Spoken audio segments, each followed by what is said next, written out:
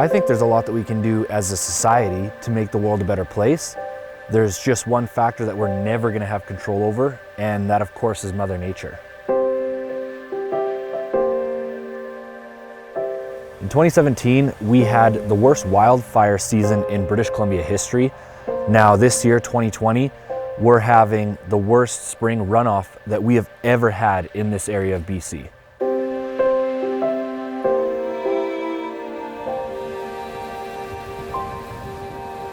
Our creeks and rivers, they don't even follow a path anymore. It's just water flowing right over top.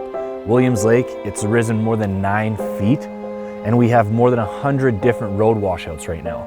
Once again, putting Williams Lake back on the map as a city in the state of emergency.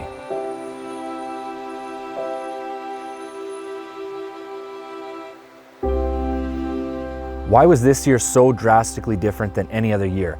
I think it's a combination of things leading to that perfect storm kind of situation. One factor being last summer's precipitation. We had a lot of rain last summer, leaving the ground heavily saturated going into this winter. Another big factor is actually our 2017 wildfires, because we have hundreds of thousands of hectares of just burnt forest surrounding our city now, and those dead trees, that burnt timber, that doesn't absorb the water the way it's supposed to and the way that live timber does.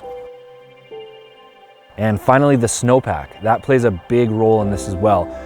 Around the city here, we actually had a pretty mild winter, but if you go up in the mountains, there was a tremendous amount of snowfall this year, and it stayed cold well into spring. So while that snow was supposed to be gradually melting, it wasn't. And then we hit a week of almost plus 20, and it just all melted and came down.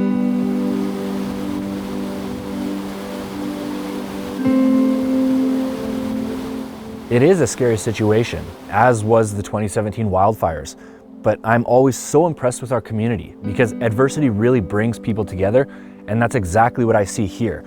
People are checking on their neighbors, there's people bringing gravel and sandbags, and there's people putting up bridges, and that's exactly the kind of community support that you need to get through these type of situations.